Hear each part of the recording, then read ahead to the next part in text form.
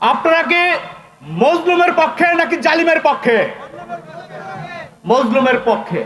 কিন্তু আমরা দেখতে পেয়েছি গত 15-20 বছর ধরে যারা মজলুম ছিল তারা এই 4-5 মাসের ব্যবধানে এই জালিমে পরিণত হয়েছে।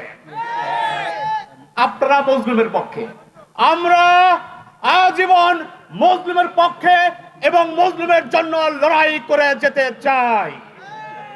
শেখ হাসিনা পালাইছে, কিন্তু শেখ হাসিনার আমলে যে অত্যাচার, নির্যাতন, নিপীড়ন হয়েছে সেগুলো কি পালাইছে? সেগুলো কিন্তু পালায় নাই। আজকে আমরা দেখেছি গত 15-16 বছর ধরে যে চাঁদাবাজি হয়েছে সেই চাঁদাবাজি এখনো হচ্ছে, যে টেন্ডারবাজি হয়েছে সেই টেন্ডারবাজি এখনো হচ্ছে, যে অর্থ পাচার সে অর্থ পাচার এখনো হচ্ছে।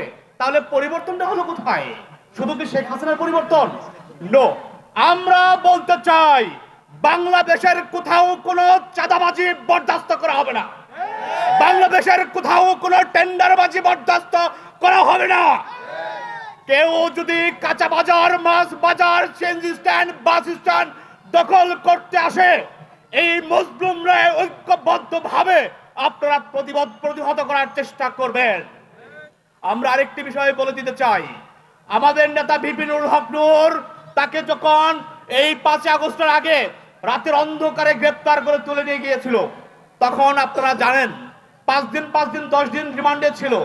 তখন এই বিপিনুল হক নূর সোজা হয়ে দাঁড়াইতে পারছিল না, রিমান্ডে নির্যাতন, নিপীড়িত, হাতে হাত করা পড়া অবস্থায় তখন বলেছিল এই হাসিনা সরকারের 90% পতন ঘটে গেছে, আর মাত্র 10% পতন ঘটাতে হবে। সত্যি সত্যি এই বাংলার ছাত্র জনক, ছাত্র তরুণ সমাজ হাসিনাকে 10% ধাক্কা দিয়েছে, ফলশ্রুতিতে হাসিনার পতন ঘটেছে। আমরা স্পষ্ট করে বলে দিতে চাই, আমরা আর কোনো হাসিনা চাই না, আমরা আর কোনো 71 চাই না, আমরা আর কোনো 24 চাই না।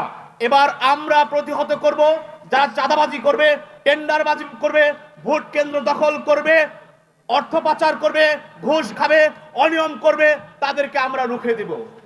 ধন্যবাদ সবাইকে।